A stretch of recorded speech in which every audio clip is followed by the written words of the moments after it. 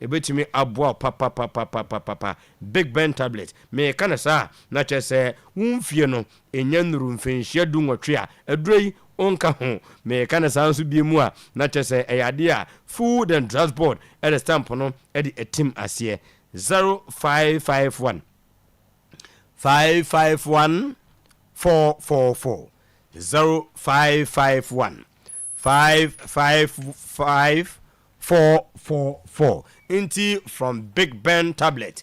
Dr. Lawson, the Virgin Doctor.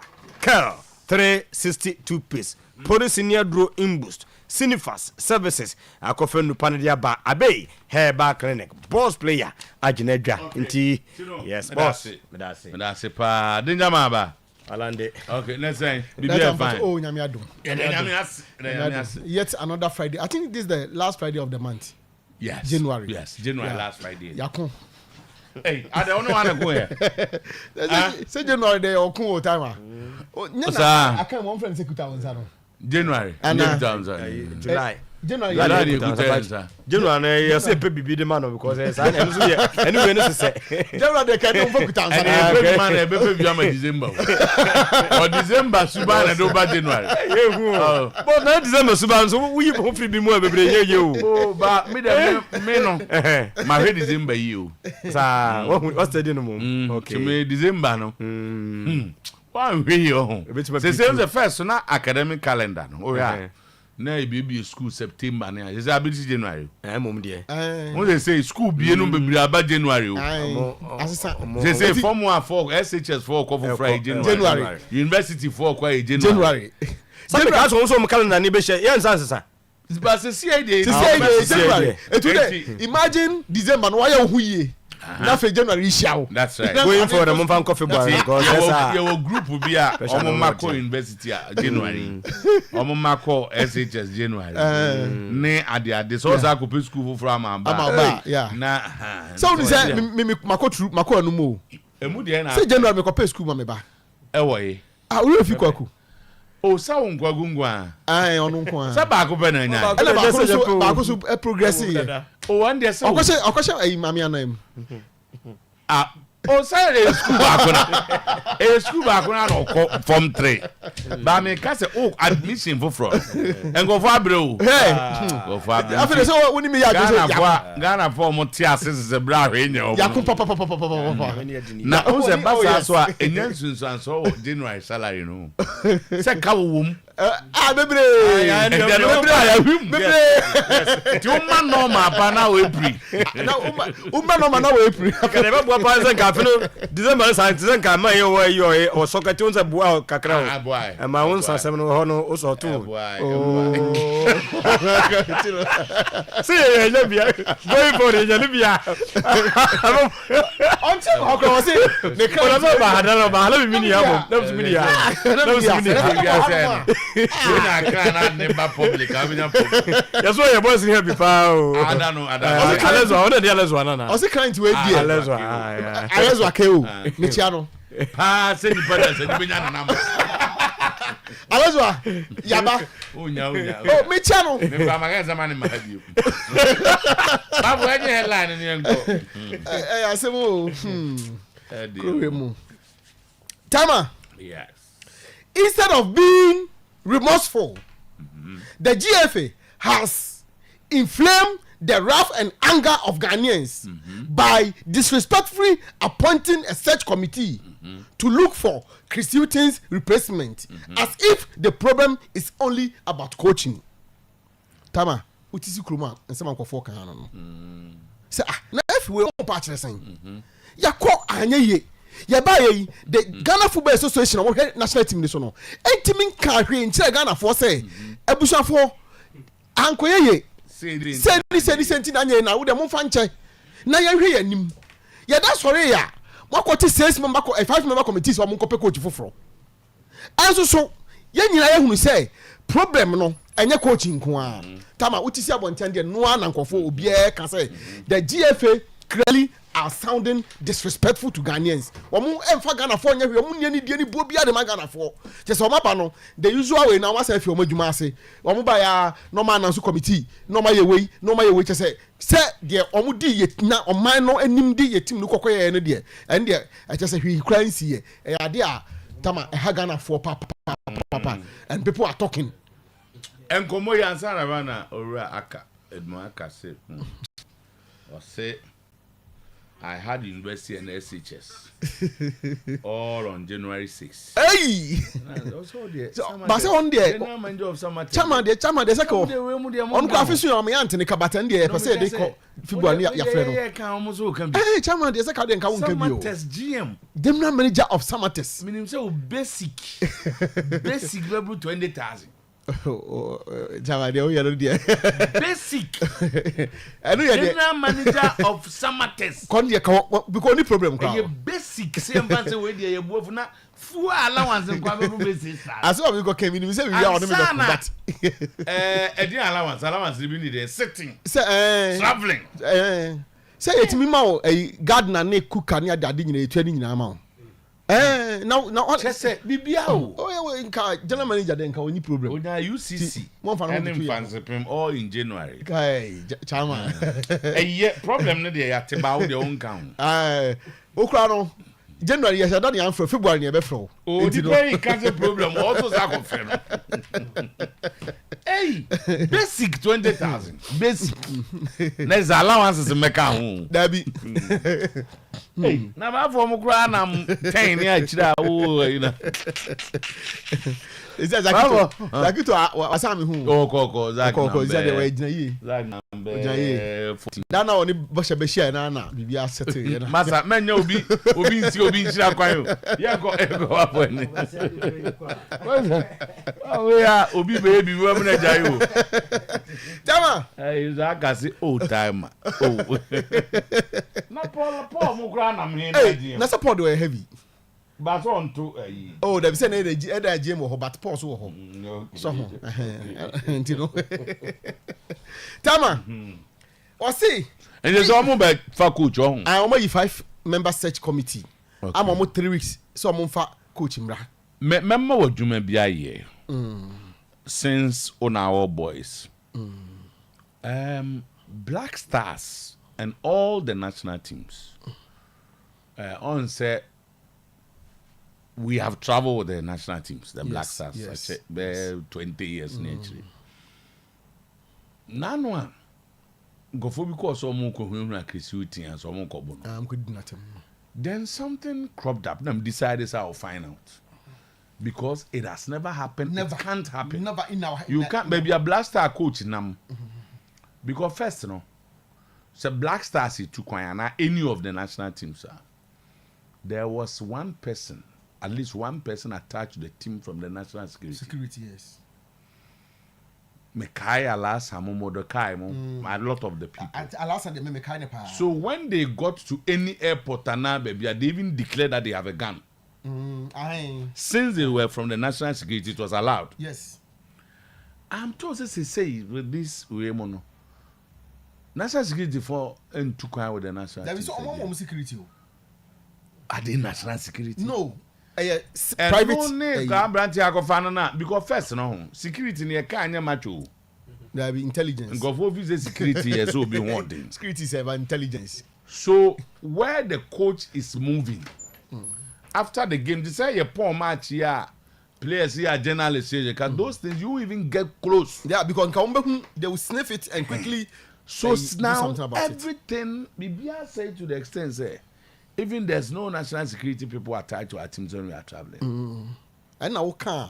That's why I want you to find out. Sanity. The checks can be a mere say. They are bad. Born. Me the video me the man at check, but them the be a me young kwan and young hujuma. The videos are done before the end of the headlines. Yes, because yeah, ready. Said that now. Where the day now? Your boy first game no. Say after first game no mo call hotel ko atake coach no. Eti born your fast man video no. Because me the man actually after first game no born again, but they be am be ya na be babu no me dey si wo. Your born no. Then there's this guy in the video, Faisal, who is a personal bodyguard of Kate. On the personal bodyguard of Kate. But be a Kate and be Faisal doctor a bag or them.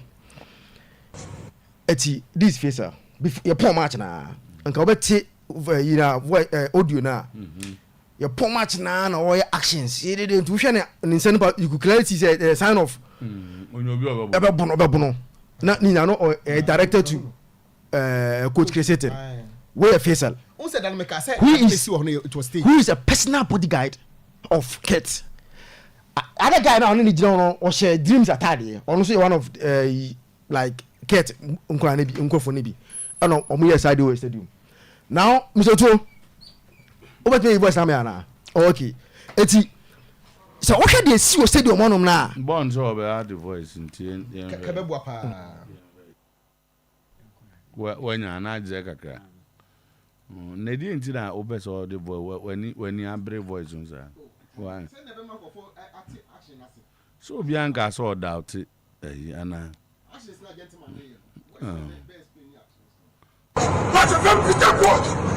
Moi, je vais plus ta faute. Toi, tu es malade. Ah, tu es malade.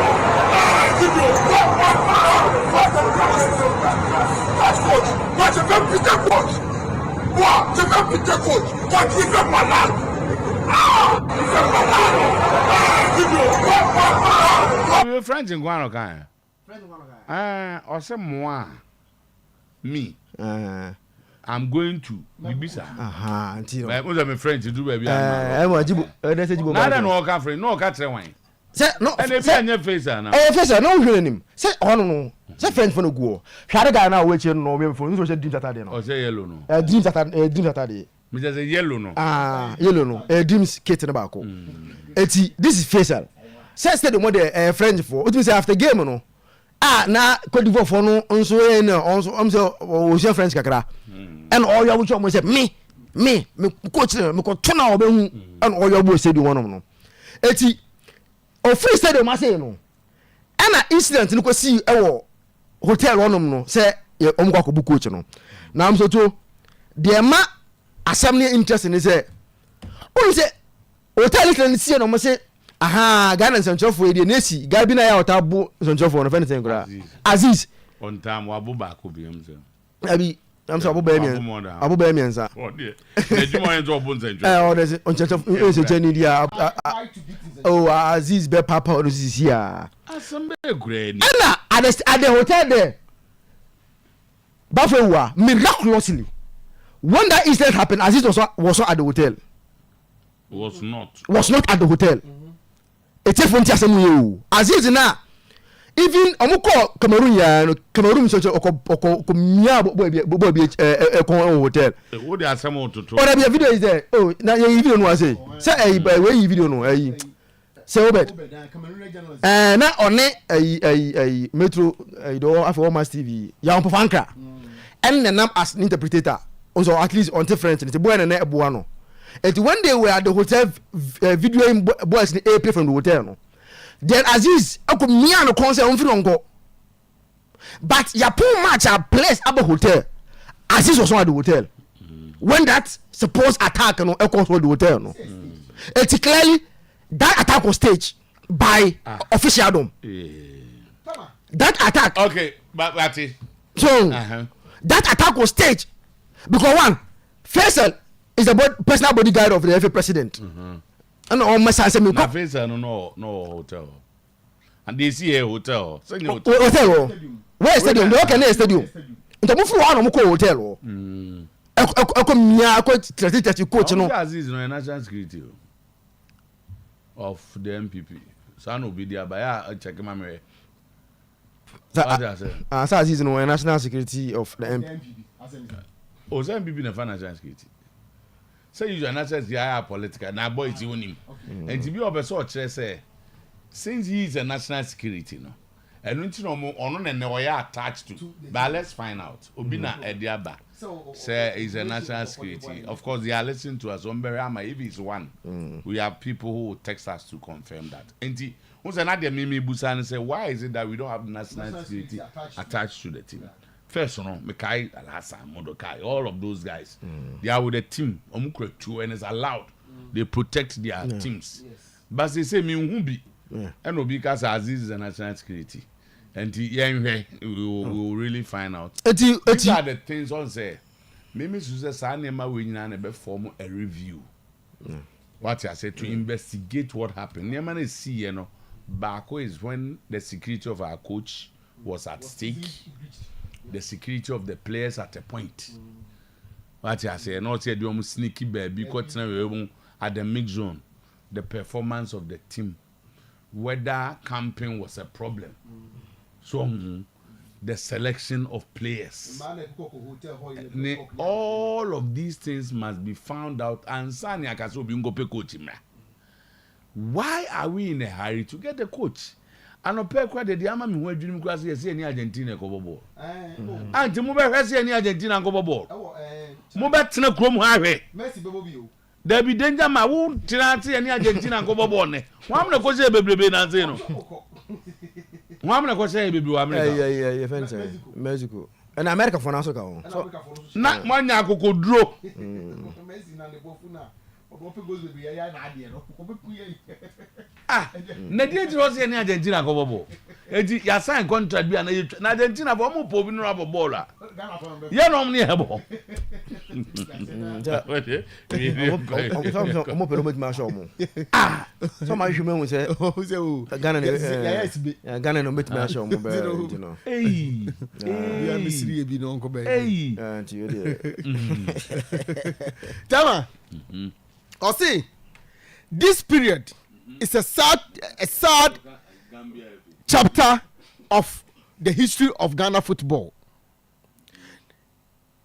There were clear indications that all was not well with the Black Stars, but hope persisted. Regrettably, the poor performance highlights fundamental structural deficiencies in our football. Therefore, there is the need for comprehensive diagnosis and restructuring of our football. The Minister of Sports speaks to Ghanaians. Tama, Minister no say Enra and we issue a official press statement. President say chapter na you wum see no. Ofa Ghana football history na. Sa chapter we awre ho papa awre ho asefim ya na indications tama indications ye be kan say na enoma e kire say enoma ye peto blast national ye football nim. Okay, I'll say he is a national security. He was the one wearing jersey number 55, and then I'll say a man says this you can CID honorable also when I'm 15 in that incident. Yes, I know CID was there. He was at the scene. Honorable Oboku, CID Oboku there. Maybe I've spoken to him. I know can they see it because he was there, but I didn't know that this guy is a national. Any Aziz, or Aziz, the 155 from what information said that person is a national security guy. But I know Aziz is a 55 no. Minister, what you say? Aziz dey. No, Aziz dey say no. Na say Aziz dey no. Who share 55 now? But I'll say that okay, but brother, I mean kind anyway. I'll say yes, he is national security. He was the one wearing just in but this today he's referring to Aziz. No, but Aziz. Okay. Say your video no. Minister no say the hope face deficiencies away your game nim. And he say ye hye foforo. Ons asma na wo kan no. Say kasabre kese etenase. Na say wo so be investigation dia. Sa no ma wo mu nyina no form na fe no. Ya yi but ya di kan ekope coach ansa. Esa akobo friendly match. Ghana for you. Enti tama minister no. The minister no was saying some no can is based on what? I love you timer. Obi anim what is based on. Kakra na nko wase wo hu say abufu aba Ghana fo bofu omo abroche ne Ghana ha no nyina no abufu aba omu yawdie wo ho no mo na eno na ogina so na odi keka nsem odi kan nyina ba onye ebia postmortem bia ehu bibibi and odigna so kan. So say ya and na make say this minister must be fired by the president. People don't get me. People don't get me. Tama, na minye last one no. Before they start their work, the Ghana Football Association seems to be on collision course with the search committee for the national team coach. As the committee, some of the committee members, Mami Yusu clearly wants a local coach, but the DFA think otherwise. Tama, Asembesi, Ntokobesi. Asem yeah, but so young go coaching so. Made a some discussion, honestly. I'm going to some honest. No, but I mean, we are doing honestly. I'm not making highway. Send me honestly. I will not be talking about committee and coach because the situation is woman in your coach. Mr. Adman, to microphone here. We have to use the microphone to stop it. Young coach, and coach pass him. And pay a call a Kumasi airport. Na me share MPP penny bi pa me ko Sunday ma dey bi wona me share MPP penny bi pa ti me kwa me ho no on the frame no striker ni na me dan na me say so go sports manage ho pa ti edidi nkuma na ka che na me zo no abo e dey o konkran odun kan a person dey nkra we koma na do dan ko akufu ado so to be dey maka na me sa ka bi mu amafo underrate abufuo ewo Ghana fo mu ase nipa ni bia your majo so be taken for granted ade o makwa akwa ni Cote d'Ivoire ni mgu ase a omde Ghana fo akom me de uti-utima mezutuo me ka ho asem a he opa ye me ba blaster de adwuma me ye bosume so amoteme tax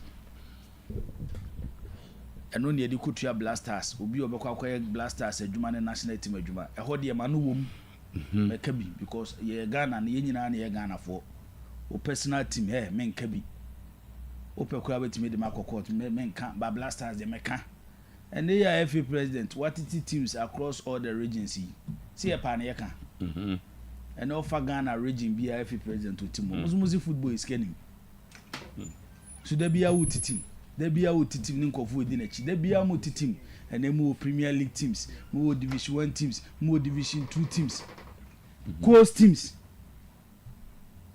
Most boys can to still multi teams. Na me catch on coach na there. Na me catch on abo ne say. Onya akwanya ekọ president won kan kire no. Na nado dan ko akufuado o mampanyini si esre no. Anya da bia na ebeji mpanyifo adi ade anim na da bia on beba no mu didi Ghana fo atem. Sebi asi enim nyansa sebi asi ejimijimi ne eto mema na obi aya na oye de ope na yakọ tournament akogu ye ho anim asisi sports minister wote ho a na ogina ho for aban no even unya tournament ne report Black Stars for no FA for them for mo de mai management committee for mo de mai coaching for ne de mai enhu de kosi yenti a yekọ tournament a 9 points enya 2 na woto yen hwehan wa susu anu ade release abawo wo se enwoma ma hu ni se Ghana ye football fundamentals ni ye weak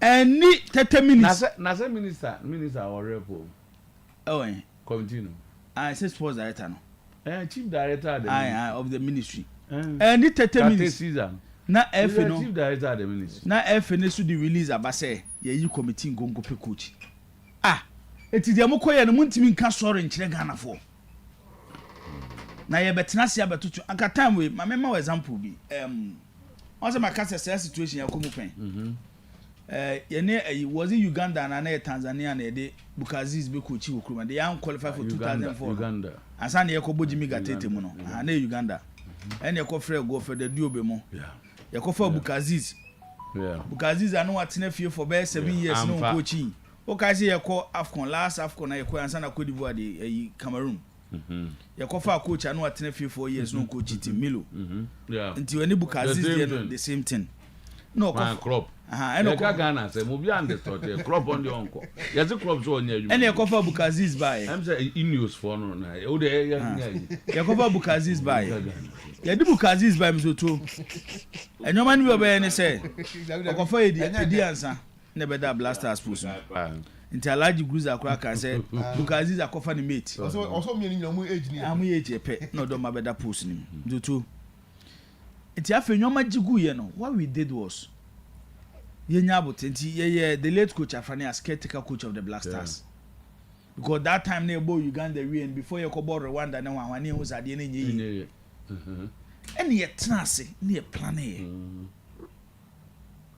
eti ye be wie no mizoto the na dia kodu say ye hihye ye nyoma ye no the first thing we achieve as a nation and say you qualify for your first World Cup. So Obekaya, Omampanyini for the then sports minister, Honorable Osafumafo. Omo a lot of engagement. Course no anyabi. Yeah. They met even media. Ghana your problem they say. Why is our football struggling? Yeah.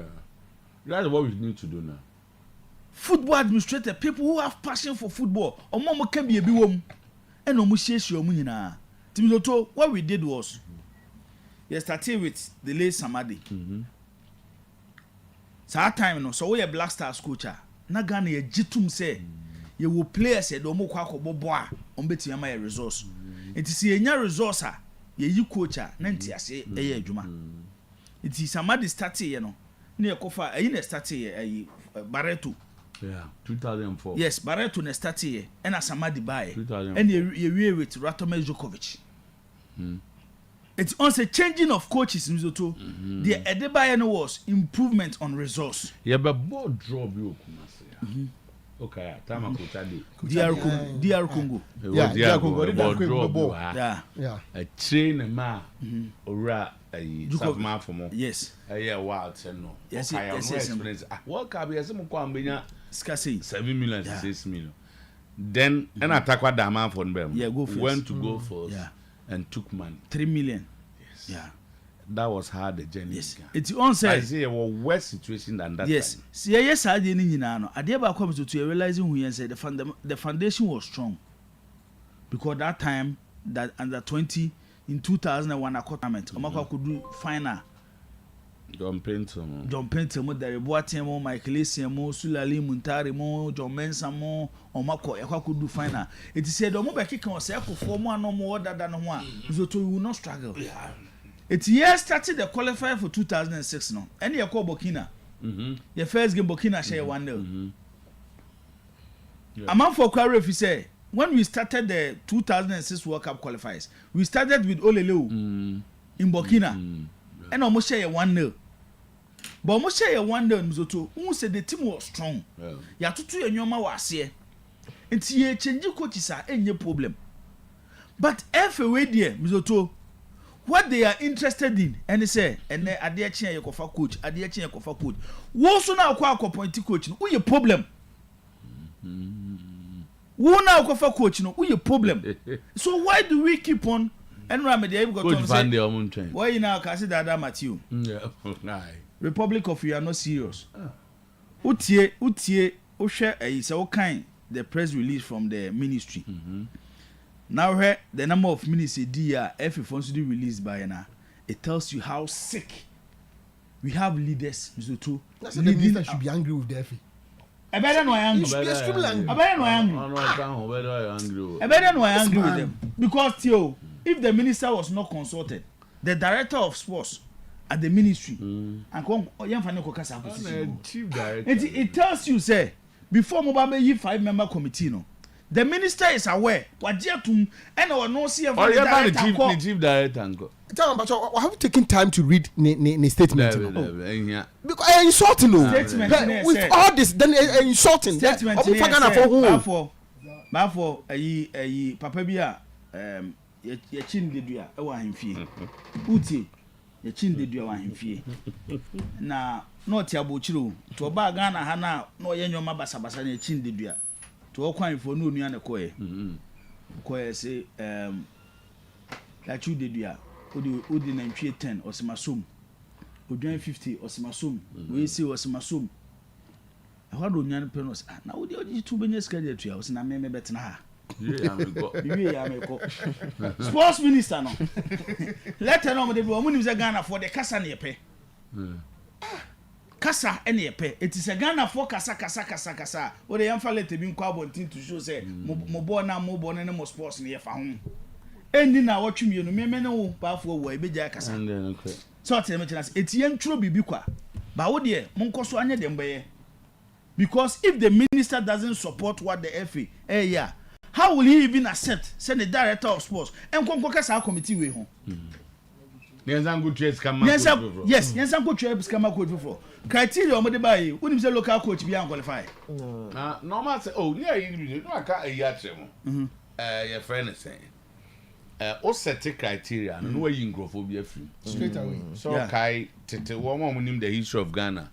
Near Friday, be the PDA, people's detention as a preventive detention. Yeah. And Sam Reno. And Ran said, Pobiach and Ania Shem, Rania pass your parliament. Be a Okwa, a doom. You can't so be a cocas or radio. So, Wabe Cassan and saw you tuntum, Nasha Tari say.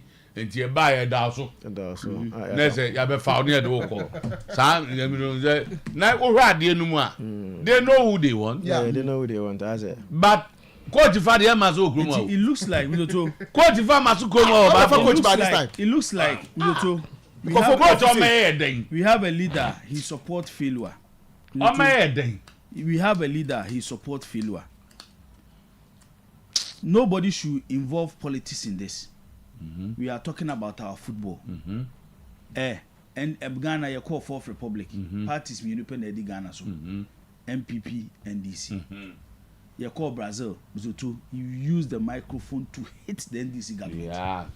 It's nay, says I'm mistaken in Brazil, say MPP government so committee. Nobody should involve politics. That's right. May old friend or phone so catch them, say, Master Americano, and I may go MPP in 1 way. May make a come out natural, and no be a make a come out and I'm cutting a phone. You go on to a phone, mammy. No, I'm a friend of phone, so I strike out to radio, so no seminar work on open MPP co position. Now, the way, now the position MPP co position.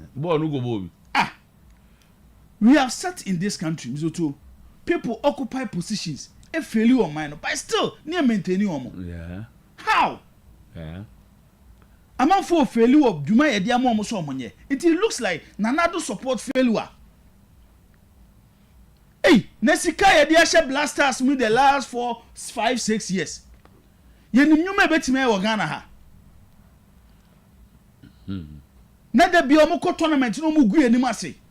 Then you keep on giving them money without finding a way to share now. Sebimizo to some as sports minister Bekachere. You himself blasters near tournament near Koyere. I don't can release me. Can you? And let's see, I've said not to. Send them say highway, the TV. No, there can be. That was what I say when also when him said blasters, no, but near Yenya Rishim say be BBC. Nipane don't go touch, and yes, some goes of the day. Yakon him say, ye. Matthias here spend $600,000. Oh, eh, on supporters. Boy. $600,000. Ah, me too. $600,000. Tama. Supporters. 2,000 like $400 per head. Mona we mathematicians. Was that 400 times 2,000 there? Like I say, 4290 millions. $800,000. I don't quite $800,000. Car na for mu free. Can you see ho? Edom Cote d'Ivoire charges on it MI. Can you see ho? Hotel I high ma omo. Emo mu dem Cote d'Ivoire. Mo ni di atem. Mo ni di atem. Wei, ni ma akoso nyina mzoto. So the yam fa ne say, ni nyina akurasi $1.5 million ah. Omo mu di animu no susu no. E wo $500,000 bi da so. Nti e de be break Ghana for say $2 million any say on supporters. Me, I don't have problem. They're sending supporters to tournament. No, but you making sure say, share Enra, can release here. So to Areho, say the ministry accepts say, yeah, Black Stars no, and yet, but keeps on spending on the Black Stars. It's not with the amount for Martina Bass Mukwana Winim say no. na so mu konya accident hu ana na so mu konya accident hu ye di Ghana football di Ghana sports me who sports minister was such as sports minister we as ye ni sports minister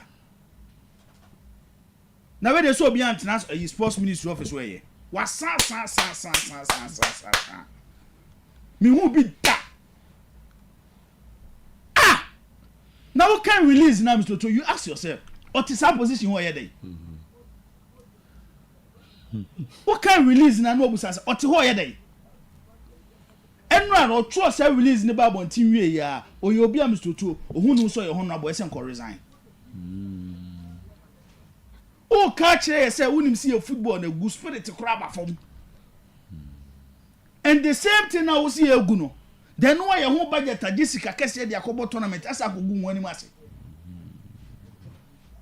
o wie ya na efe no say the release about but na we do director of sports akoshe goto so insulting Ghana ase we dey hefa na ka no ade a wa wo so nim say nya wo so ese ye postmortem na ye structure den no ye nya sa ade no wa yi wo director say won kono pe coach insulting Ghanaians just at will because say been producer Ghana for no ahomaso ye hwinim na obi twi ya na edi akire obi twi ya na edi akire na Ghana no sa na be ye no because mode national team no Blasters na aye business but one day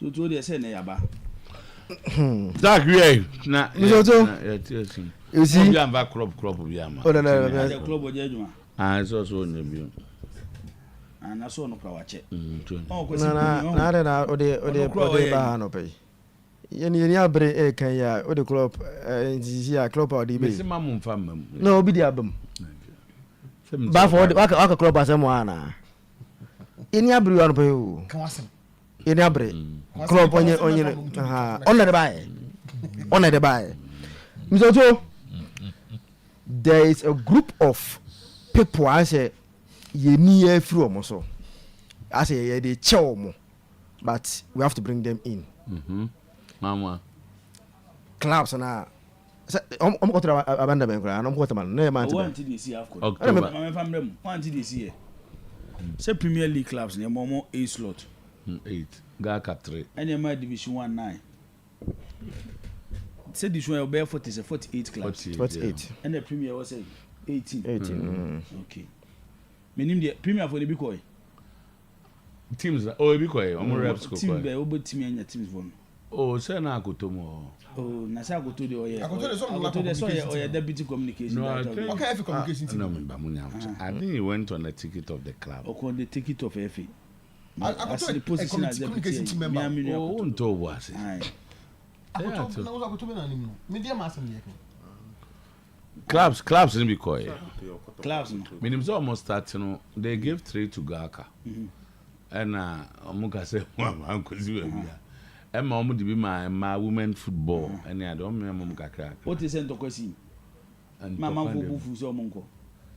Now you got 2 Bama and I be a cup of nation.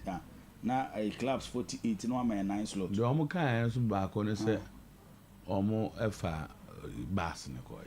But Omo go to about Tamaleno, Omo fly home. Tamaleno Ghana. Omo from my class. Omo go to buy Omo Bass. It's a lot of and I no pay. Me say na o kan Mr. Monaka. Me sure say chairman dey otie. Ono won for your passport in Niagara. And open no di post be to Facebook page. Or say never let the same snake bite you twice. Be on Obianya issue. Men can say I no person che. If anymore.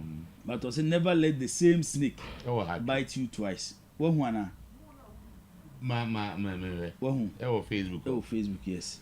That's about 3 hours ago. And what they were told. And why you were banning our day back. The two. I come when you know money in your bone to make. Oh, money may meaning come be about to be sharing your more church on any actions. What you say? A man says from a man, say, We mo we na trust number for mama. We mo no me to the current FA we a owura ketu da no. E cartel bi o kese do mo ko Napoli ho ba bi. Oh, Italian mafias bi.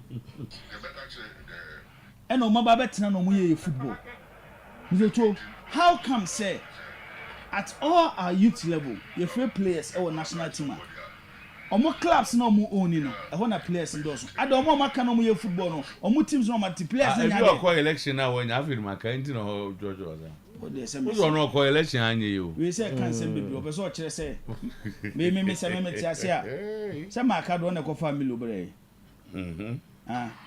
And yes, I'm an opportunity. So I'm for coach. Waka first one man can possible. They check them Mr. Monaco. Sa under 20 the same thing. They say no kwan it me be so. Say musuna mo ye football no. So to musuna mo ye football na mo clubs no. Adam players nya de ana. Enti ohona mebe mu ase no. Omo no unse ekwa there's a deliberate attempt to exonerate themselves from the mess. Into Russia, omo writers be omo here. I say few football people be na ako take this the problem about omo do omo nkan ho. Mo na mo di mutintin manye pa mo football for no. The FA president and enya over 90% endorsement in Tamale. So mo ana mo ko Tamale, ana mo ko endorse no say you are giving him the powers within ESCO members to so I'm share Ghana football so and Famaye in the next 4 years. You gave them the executive powers on behalf of you. And the idea be a sound kofo no kroma say bia no idea me person me hu as had every time if I see a football obi a football person say omo na mo koye de enka o omo na mo koye de ba de man to ba man onkomo ye ka chem say nya mo koye yodum e watamana no. I've seen write-ups this morning madam fo Polayamba. I've seen him making a lot of write-ups. Paul, are you in Kamali to endorse the FA president? Now the Wakaza was no, sir. He has not said that. Yes, but no, I've seen the write-ups. I've just said few football people now go bibina. So his point is that Obia Kasa as if all of them took a decision. But for instance, Black Stars, Cup of Nature, some matters now bombola. Why am I indicted? You are indicted because one of them watamale.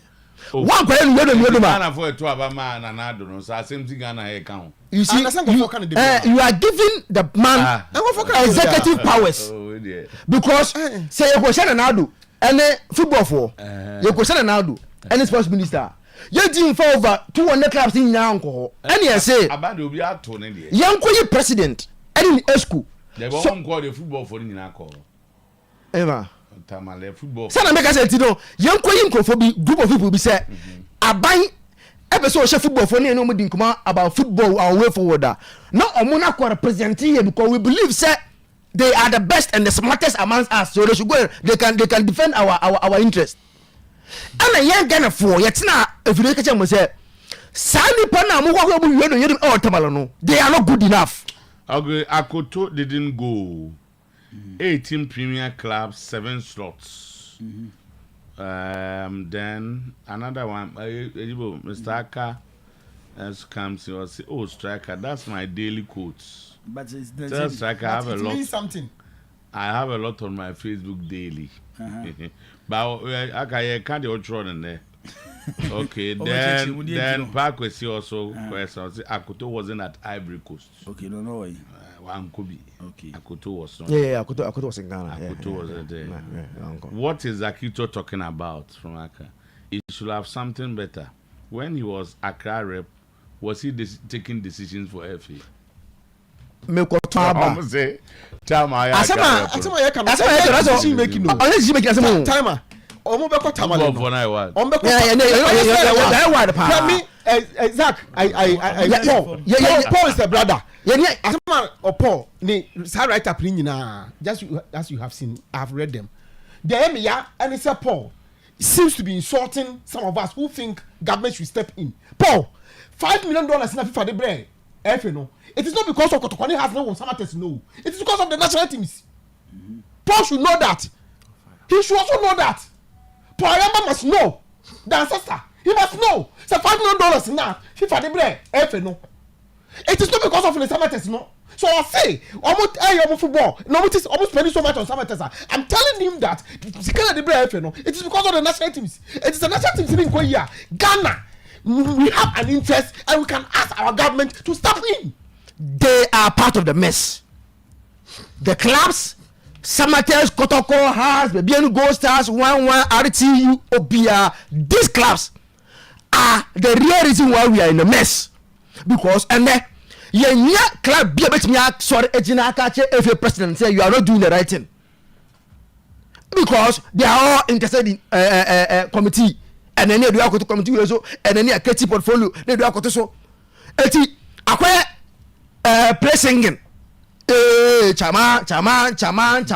Even when the thing is wrong, chaman, because they will be put on a committee.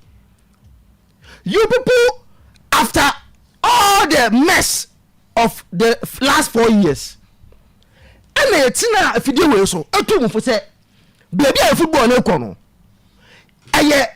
Very we are treading on a very dangerous grounds. So munhwe na munya madwuma yie. Na mun set the record straight. Na mun kwa de SNF fata. Afei other candidates impo endorsement kekempo munya munja nam kosie. Other candidates wanted endorsement keke.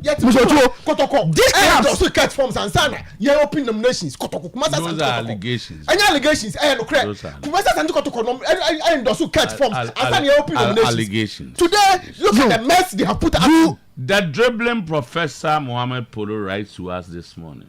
Oh hey. Polo doesn't miss the show. Yeah, don't see. He has never missed it. Polo Chastel. Wow. Yeah, okay. Polo say, disaster AFCON campaign, the sky has ended in a fiasco until Ghana accepts the fact that we've lost our football identity. Yes. Ghana football will continue to wonder why the Blasters can't glitter in African football anymore, as it used to be as Brazil of Africa, like Samba and Brazil. It was agro in Ghana. What has gone wrong? A question all lovers, including you guys of Ghana football, must come out with the answer. And for some of us, the living legends who are now coaches to find a solution on the field of play. Inshallah. Man, the last part.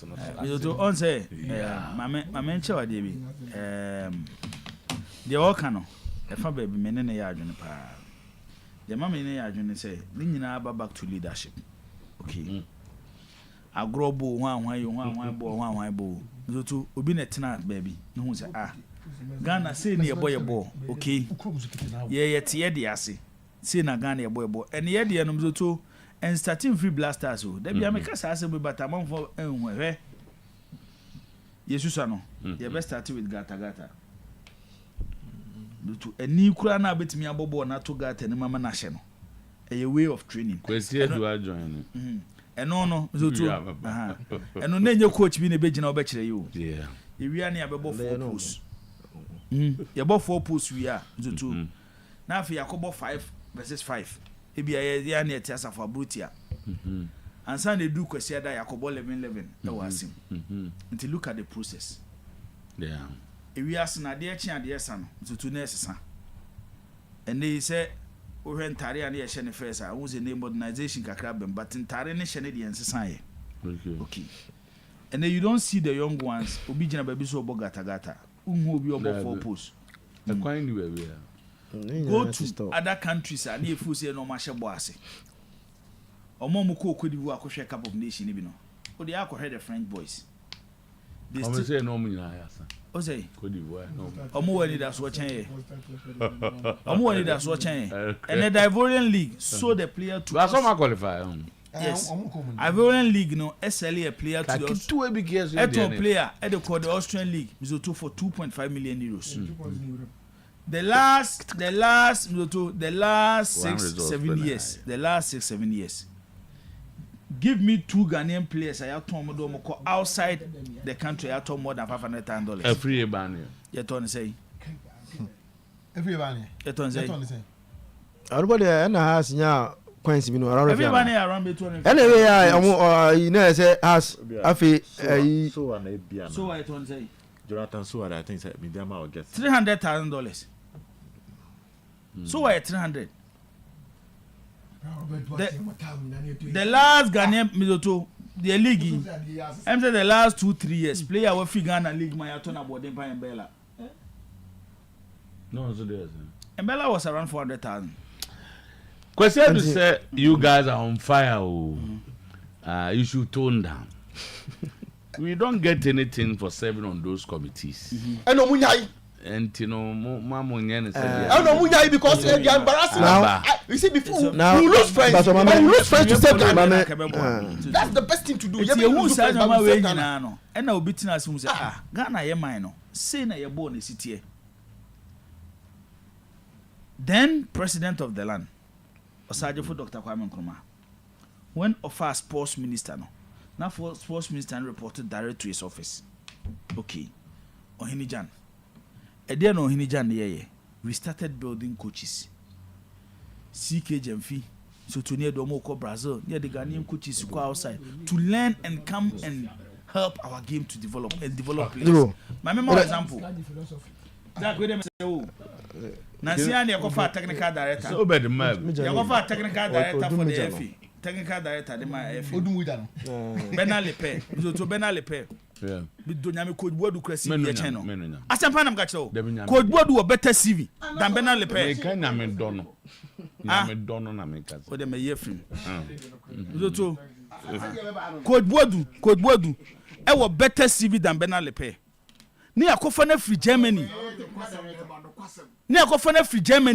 coach Germany o so me ye technical director for our football no na na no mo you go jironga ho oko dawe unim when I omo yine dia na mama ka se mi chiro abedi biko me I supported Chris Hughton yeah because na me hwe coaches ayafa now the Chris Hughton CV to wa he was better than coaches na nefa no nti at least ni CV na ekwan na adwuma waye no was better than man ya from previously and we said CV why will I not support him Chris Hughton ba Ghana ha no mzoto for over 1 year now obedi wa Ghana ha no ba na Alisa hotel no da 10 months Chris Hughton ni meru odi wa Ghana ha we are fine from technical director of the Black Stars and technical advisor of the Black Stars not the Alisa hotel ti asemi yo na nado danko Akufo-Addo be ye president of Ghana ha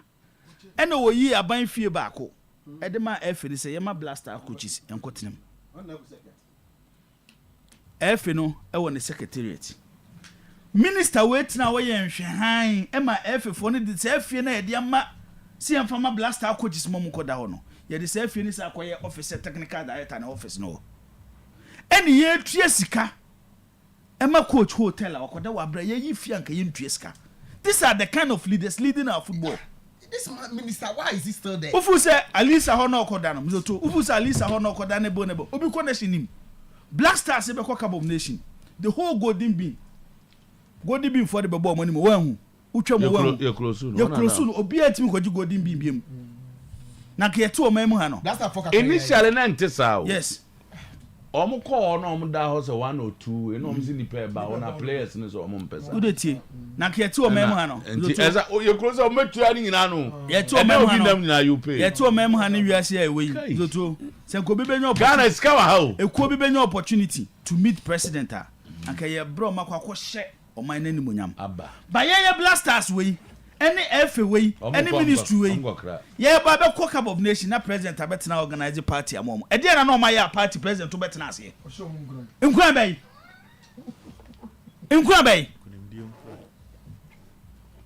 bay na be hye wo mo anyway hu hye look at Mizoto look at Sika area blasters mu na wo wie na be ka kire say na munim see ye blasters the fundamentals nye then now say ni pakro what na who say you sports director e na ko tena committee so say go coach the movie say Ghana hana yet say be ni adwuna na Zach we no better man cool down enti asema ye kan nya ne say Kroma say football no say a ye clubs na ena aboama efe no egu football back we dey we dey me da se Fatao Isaku ono ko from Division 1 enye Premier League 1.3 million euros to Sporting Lisbon from Division 1 Zach we dey me num o he be say me busa asem bi o me wadaruma be say me busa asem bi tidie na ye dey hwe sports minister obi sports minister e dey na ye dey hwe I'm sorry, we dem say no need sports echi no ni mu yeah me say I'm obaye eti baby a ko sign Melcom contract ko sign Melcom contract ko sign Melcom contract no wu e no the national security so me investigate yeah hu dey ya the sports minister no ma akabo da ko de kasa eti baby a ye gina no me feel say collectively the biggest problem facing us are the clubs who are endorsing failures and incompetent clubs now Omama say they will celebrate and endorse incompetent and failures until omunya are failures now what's it omunya kan bi yes enyo bi amfiri mu sama just kan bi na say won gasa ho adabi na class must they are all 98% anka yeni come kwa no reject yanka eni omunya kan bi the court will tell them say they stay away on gasa ho they are all included yenyo bi amfiri some tests are included because some tests class am ko ye otabalo omunya kan bi now tie this is the FA president so tie no July 10, 2023. It comes back why any kwan say yeti asema sa committee na say mo ko coach no. Ye ni abri o. Ye ni abri o Kroma papa ye mo bia amfa me dia go. Say ye omuti ye tax na ye twa coaches ka, na ye twa blasters, na ye nyesa one or two individuals o mo dey mama say they will destroy us. Now so to 10 July 2023. NFA president and I quote, I have already said that the biggest problems facing our game are coaching and refereeing. We have big coaching problem in Ghana. Now, this is an FA president admitting say the coach is on Monday. Now, okay, then Uko Pampama, the coach and coaches now coach president of Monday no. Professor Minta. Uko Pampama, prof and the coach now president of Monday.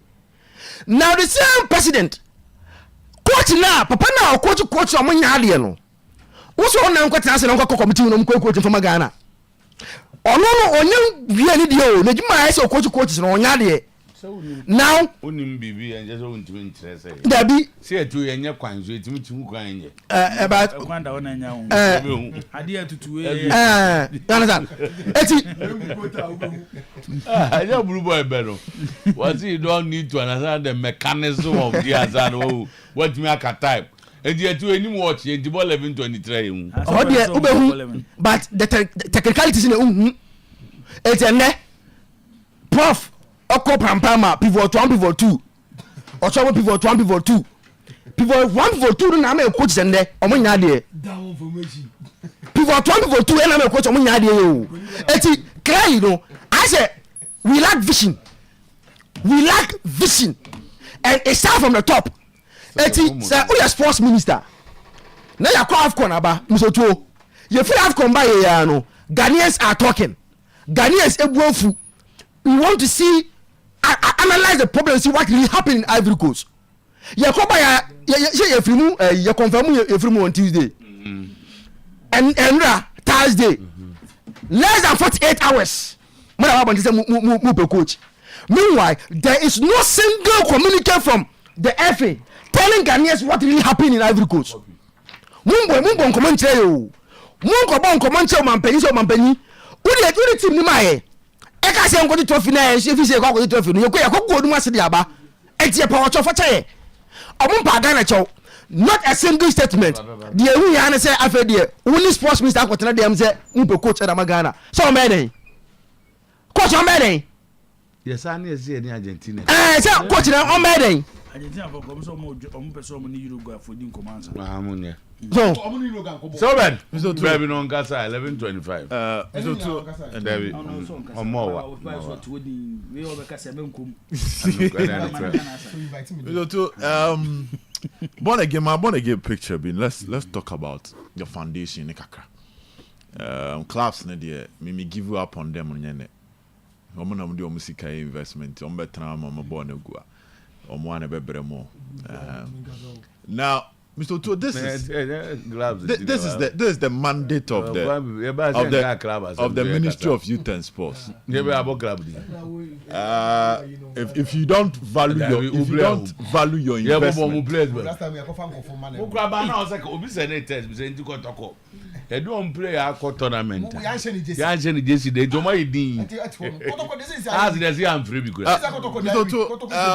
that screen is here, the website of the Ministry of Youth and Sports, Republic of Ghana. So we'll analyze their mandate. You will analyze it or move vision. Very, very important mission and vision there. Mr. Otuo and Fendi grow in any organization. So born bit me a rule whilst it's going up. Now say every institution behind you need a law about back today beyond the Constitution of Ghana and I be a civil service law be near the back the formation of an organization. We are near can DNT organization near the Aba. So the mandate of the Minister of Youth and Sports is to initiate, formulate youth and sports policies. And also coordinate, evaluate the efficiency and effectiveness of the performance of the sector to achieve national integration and international recognition. This is the mandate. Then let's come to the mission of the Ministry of Youth and Sports. We are better say the entire if you are in any serious country, a minister can letter about mountain. You understand the mission of the ministry now. Mr. Otuo, when you read the mandate and the mission, now we have a statement and ministry in the buyer. Because they are talking about policies, they are talking about the fundamentals. Whilst it is your mission, and you want to help the fundamentals, no. Oh, yeah, also fundamentals, you are supposed to evaluate the effectiveness and efficiency of policies guiding sports in this country. Now we are not catching us your systematic problems and fundamental issues, and a fairness here finding policies that are now better ministry on day. Finding policies. Oh, go on, Mr. Otuo statement. So policies have always been there. So you be having on review some of the policies. And you know what you're doing. Was that failure, Maya? You don't review. Mr. Otuo, weak leaders always wait for failures before they act. No, but you also agree. Say you review when you find a cause to review. And also, Mr. Otuo, kind statement now. He's now talking about failure policy, and now failure review policy view. He's not talking about say policy be that on review, and they are acting like an outsider to the issue. If you read the doc. Almost statement from the Babontin. Man, to say, the baby, Juma no. I say national team no obinsa. Yeah, the NCAA be Scabwa. But when you read their mandate, and yes, I you. When you read their mission, analyzing the effectiveness, supervising and dictating what goes on. Oh, dictating. Mr. Otuo, is one of them? No, if you are to formulate.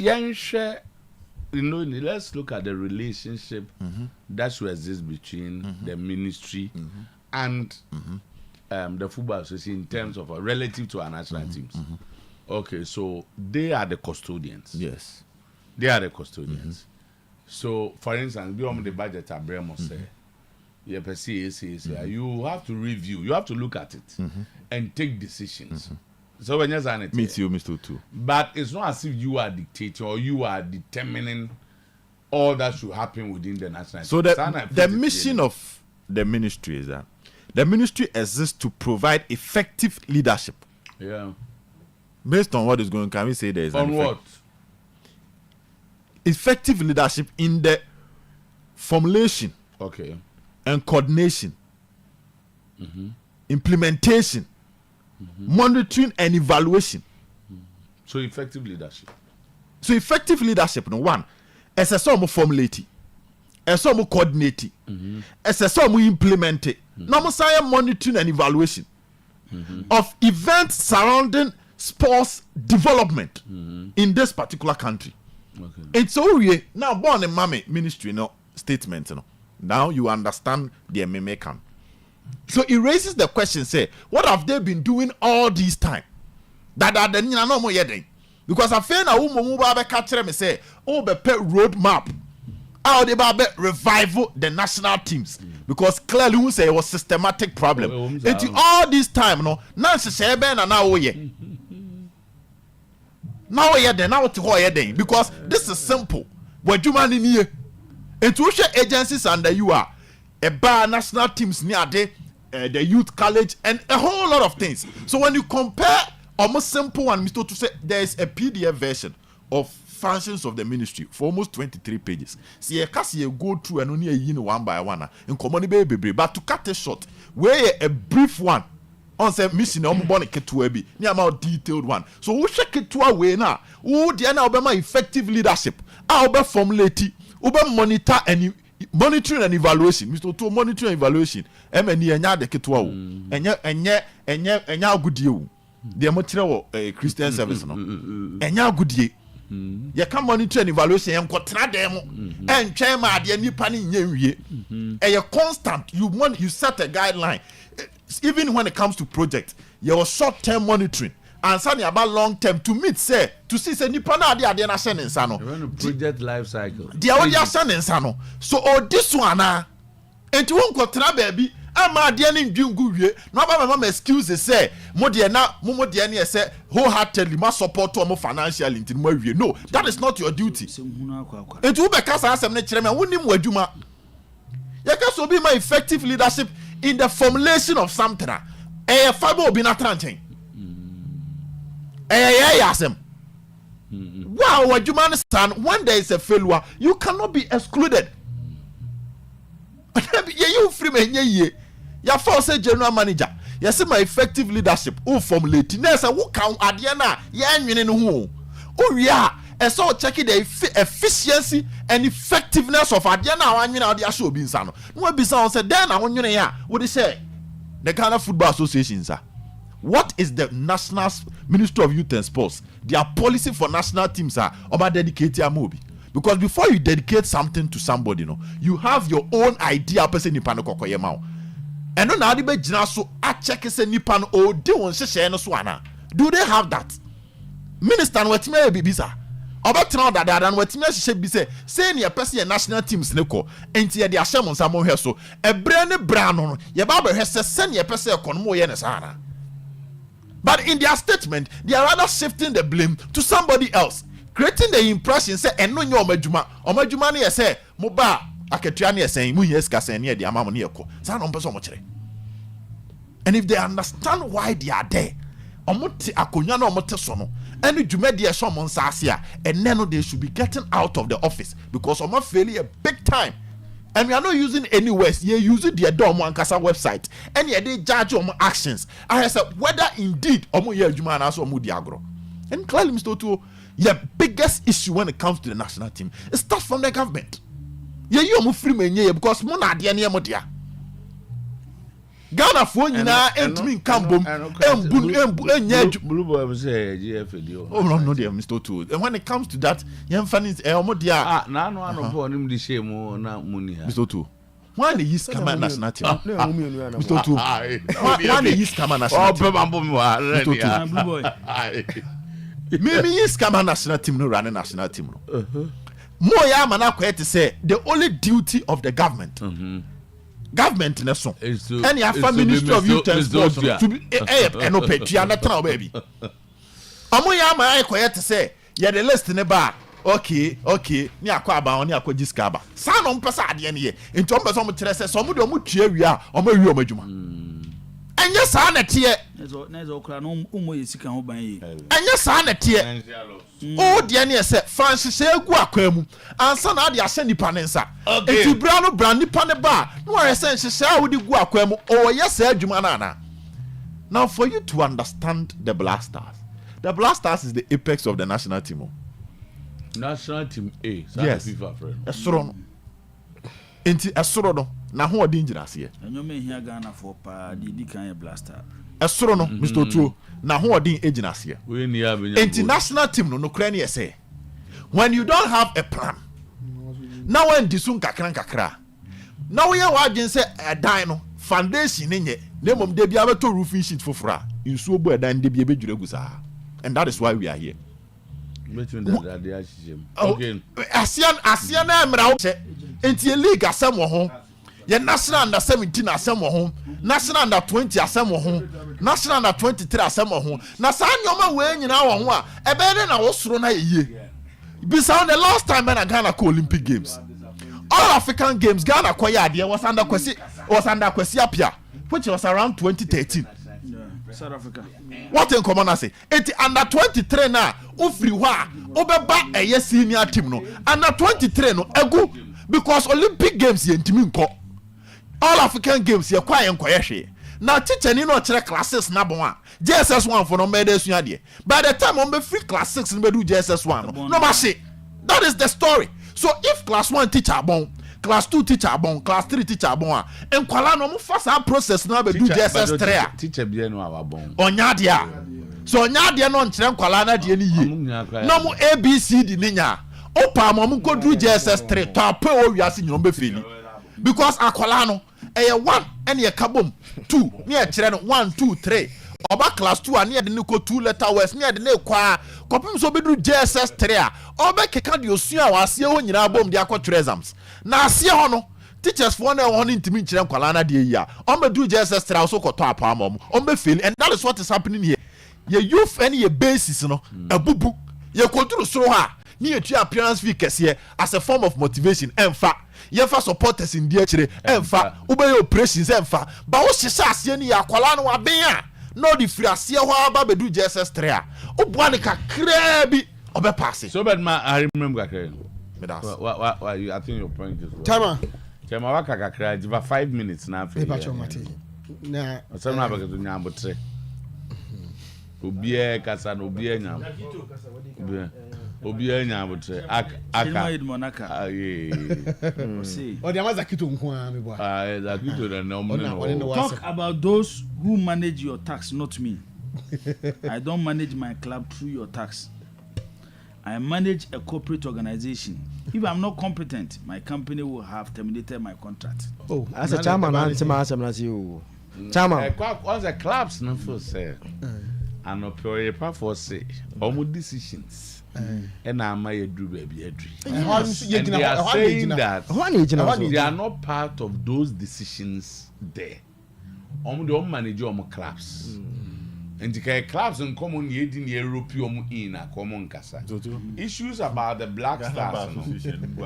Yeah, well, okay, but to me as a lawyer now.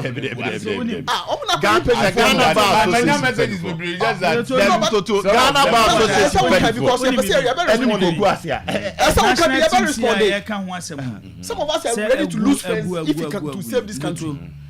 Clubs here players from Kobo national team.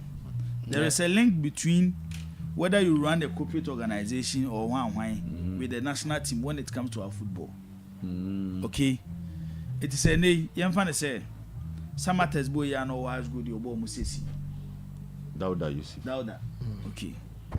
Dauda a national or you below 20 or 23 years. It's a national that 20. I mean local blasters. Now you one Mr. Otuo, you confer na God player. Now you am Dauda. How will Samates feel? Because it's a business organization, okay? Another way Samates bet me they generate Skadiamomo Club because the owner of Samates is not for the Christmas.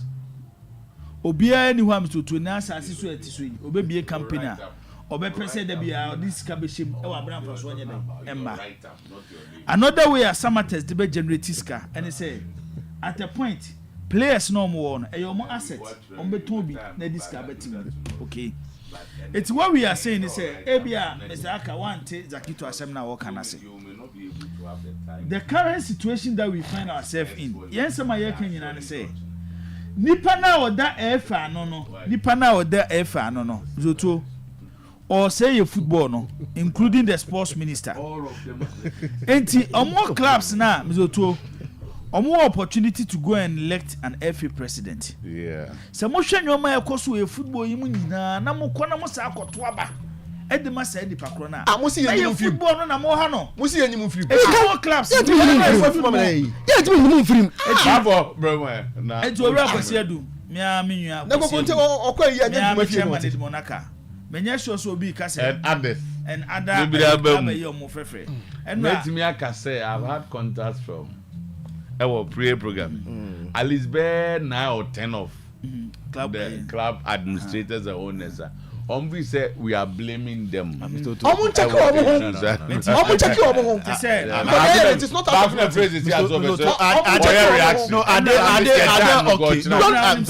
vote for the simple question? They are also not okay, just as so if you are not okay, what are they doing? Connors. Na me ne di nkomo. We marry hosem. Once I make under 15 and the talent committee. Say no ya. This is not the first time. Now say amobo, I'm say coach amobo competition. Could you believe say none of the national under 15 coach and none the talent committee members in the call. It's a juma be no moye. But ye be kwa omoko akotena se be mompe dem.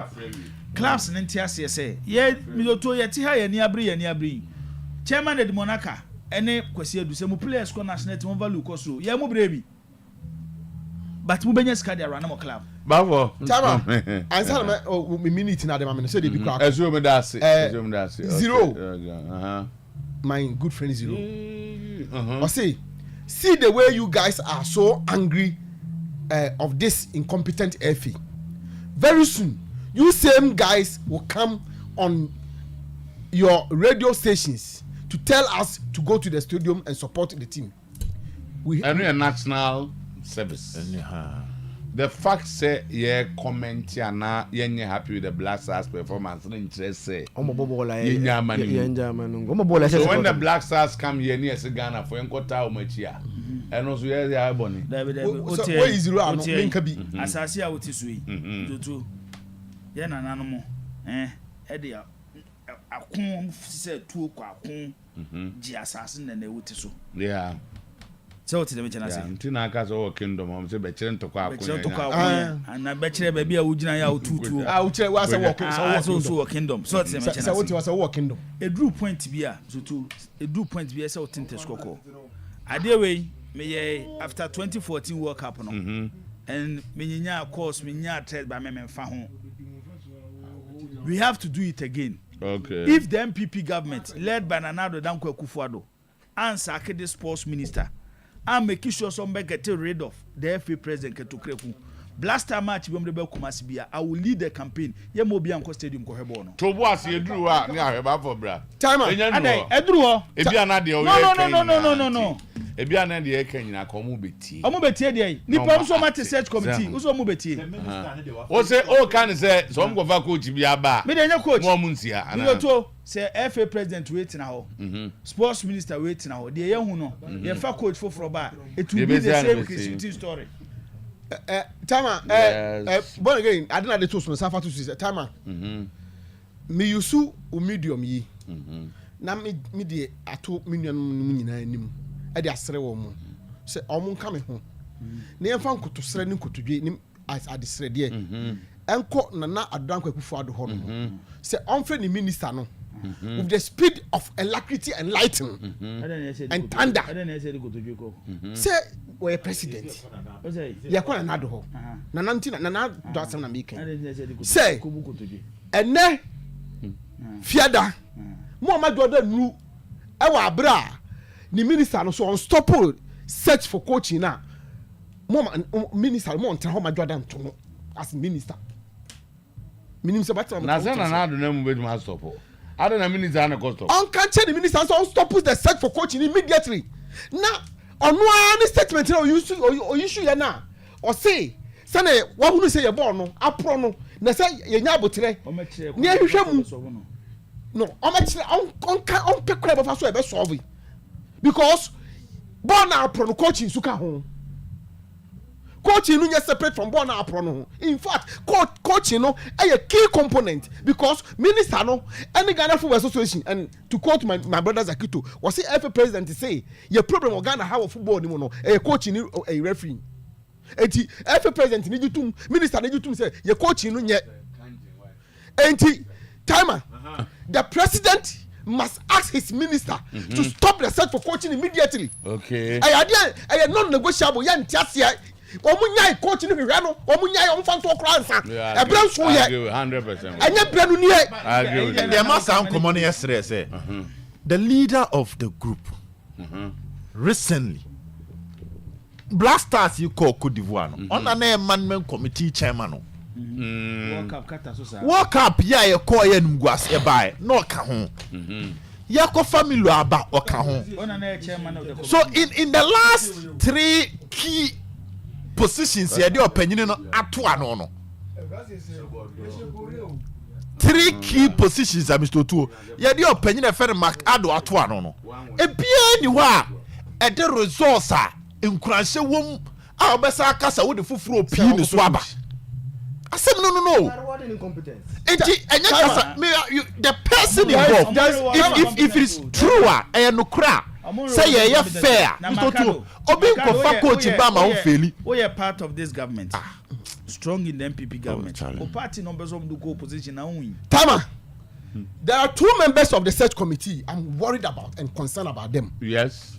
For accepting to be members. One of them there, Nyankupada Roma, through you, me wo access kakra enti se me kone na se kosore mpa bom ka say onya ne be ya meko but ba ko de me nyu kra me fa so enti me use media me apa say message to lawyer is Ankuma says on AGF lawyer na I don't know because it look my boys no fine now no me share the sorry Cape Coast no tell is on count say koye now do follow no but it looks like Ace might be playing what their money follow up. They don't make these appointments just like out that. Of nothing. It's true. For all you know, na where? Tama S a dear waji okroma.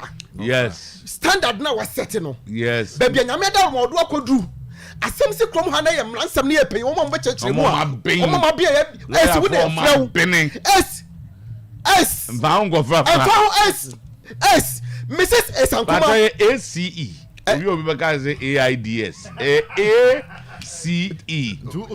Lawyer Ace. Esankuma. Mrs. Esankuma. On catch any say on reject appointment. What the corner here? Mr. No, madam.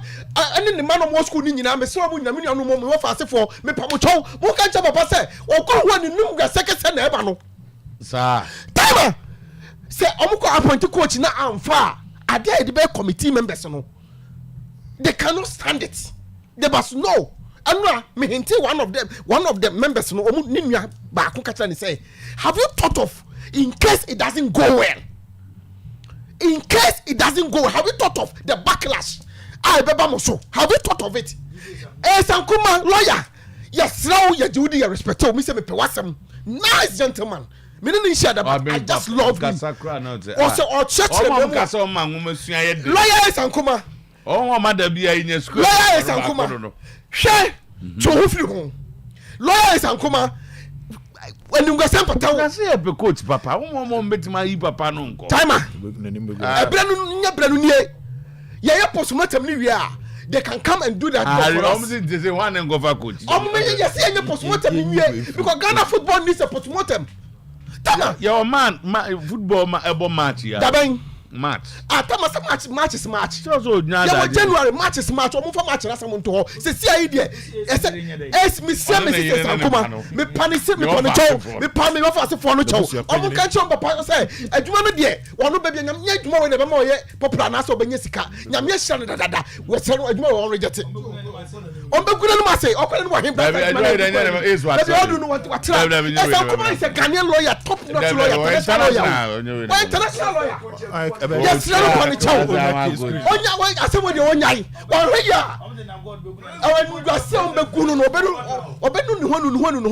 are people who are associated with football. Ogede honorable Ogede. Or say Blaster Ghana taxpayer ya chopa bia. Moses am back. Na monko. To Asamna Harikano. Asamna Harikano. To Asamna Harikano is serious. Honorable is our command seminar. Is serious. We've seen top people reduced to nothing because system no muko to no. I set you up to feel. Me say if it's a free anchor. Oh yeah, perfect example. Now and then you bought NDC after John Dramani amount to be about if it's a free anchor. But the way are not Elvis, not all rising. Not Okato boya. Not in just one massive. Mahama Yarga ni 3 year pa. But up to date, Uba Mahama Yarga di ya kwachu football bem. Papa ya owo nyine hin.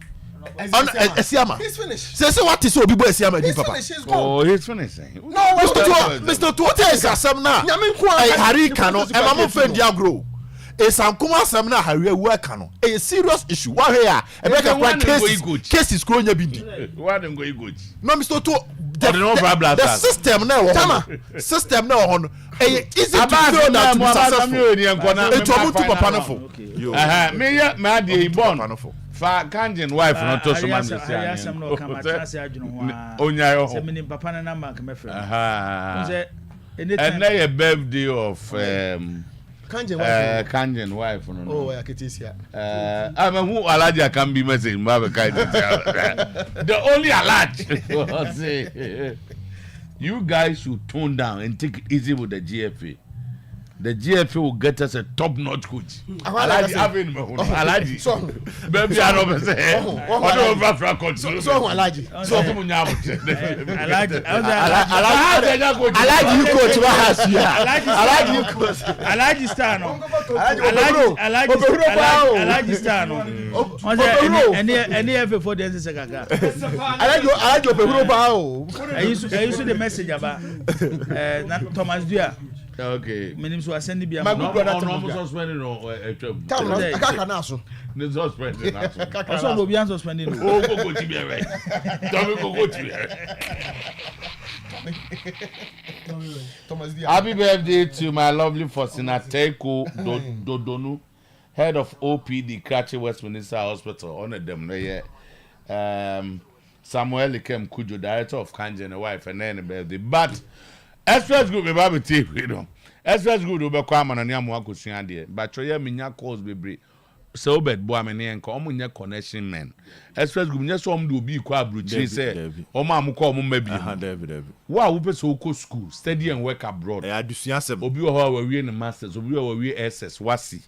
So be so go school abroad. Chomo buano atro exams, international exam, beat is IELTS. Wonderful. SAT, GRE, GMAT. We are no scholarship.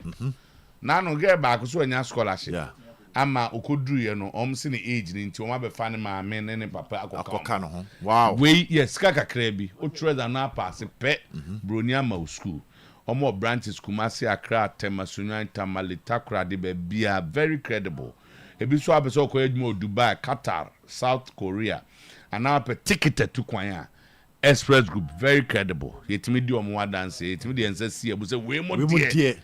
Our number is 055-555-0067. Abaso bano. Manunko abruchin kosuya de 055-555-0067. No boy nyading. 055-555-0067. And 024-900-0448. Even Inspector Vida and Bacho mefre what we are. Mama mincha prosi ni bi so your friend Stephanie or Tech Police Station. We ni passe. Bavo. Una na ma for attack police for man no mo ho no. Omutunu amekọ ho. Aboaje nyase achimi o mekọ ho. Mo de ma wi amagema no asibon. Aboaje money crime officer ni ade o munyina. The commander ni. Kanjina na energy drinking water, alkaline water. Ono nene panyin na yire edi na woda no. Obesa oden super pan ma benya hoden a. Bon ya safo ba no picture to so. Nsu ono muntiwe na ho fe. Yes, person ye come say na bibia na say 0241449191 0241449191 ne mom so person odi ko bi momone dawa totobi kente any idea koma wabusuani bi o ama na Ghana Post Fabra Fafa EMS ebeko UK US Australia be a problem bi ama Ghana Post secure smart deliveries your number ni 0542 527004 0542 527004 eya fa Pepsodent cavity fighter no twusen na enyi niema ni nyina na mouse na nye fita kama Pepsodent cavity fighter to any air camp for the amatutwo si anopa ene anwumre bia na afi onga soya bean protein chunks ene onga ni ahyem kenai the soya bean ni ade account di djuma promasidor for se bibia ebekoye di amount just soak and fry abas na afi yenko Ghana ni adwuno za azi bibia ni ho ibi o se odotia wakabi kokabia no sade has be frame and I mean honorable private dey nya discussion kakra na make just honorable so results na map obi man support us but I don't know ya so referee for ni ade ne niam bebre na man basa bombu so me sade ni nyina na yem onu ma football nya newu okay ba de yo team hie wo team hie na si niam na omusisi de nya ne da and no ye nya ho ne ye hwe because oldest lion in the forest. What you say? Oldest lion in the forest. Na also one na mabasa akwa. See e be chele papa, e be lion no. Because we old we see tutu mo wura tutu. O ma na be bo ho ban. Na so no ma no besa akwa. Na o gina bre we. O lion no gina bre we. Okay. E bi na se omo ni ye. Omo ni ye ko. Moneyeko. So we want say o kan ya sa be kan say zenye 3 points in here. Na sa se mitimi dwun wa na ma dwun ko gina ba bi say o mu different agenda because ba bia wo gina na o ka say zenye force ubenya 3 points no. Em say club no o nim ba bi o gina no o kasa no. Because club na o gina no yen ade ya ye hwehwe no. Ba o se nya sa ade a na say o different agenda dey na nya haso folk.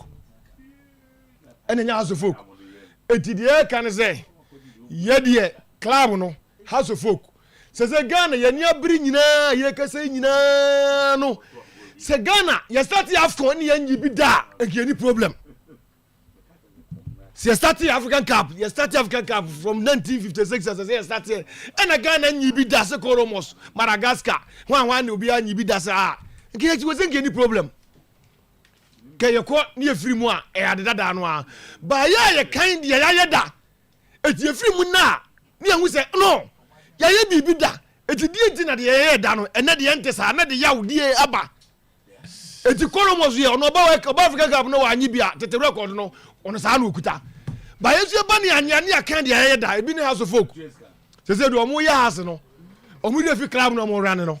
Say ene modern football. Real Madrid say uko Real Madrid was a modern football. Real Madrid nya trophy diana. Uko Real Madrid was a modern football. Barcelona nya diana. Me da say. Eti dey kan say ade team na omo na omo nim team omo ye. Me sa na me hu no. Okay. Omo so a omo different agenda. Okay. Do omo say some Madrid no omo nya club. Aba so krate. Me wa tonsu kan so. Onya delegate. Dabi. So na ya askwa no. Dabi ye football delegate. Askwa no. Football delegate. Askwa for catch up on to. Omuntu abama Dr. Nana Yabuachi o. Dr. Nana Yabuachi. Omuntu manu. For you come from Sontoma Edwabo. You very Edwabo. Monto manu. Aba o mai ni nyina ye ne yesa aka omo. Enyo omu nyina na didiska o. Enyo omu nyina didiska ka so bia na didiska. Ye nua Fredikachi. Onso monkai no.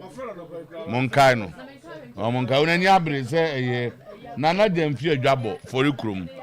Tafu for Dr. Louisa Carol.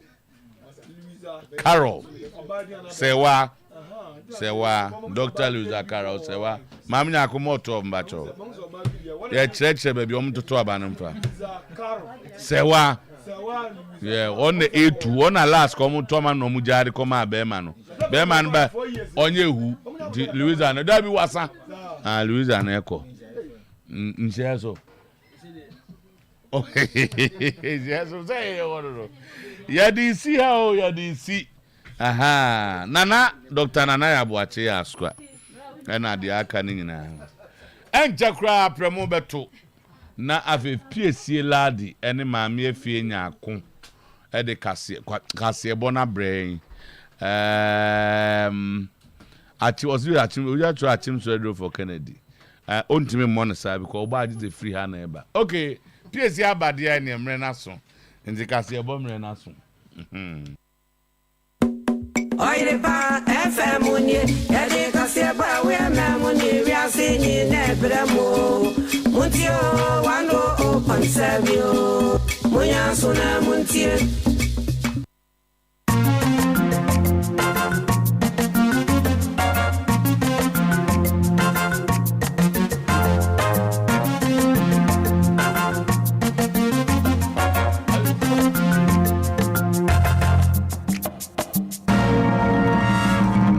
Oyerepa News.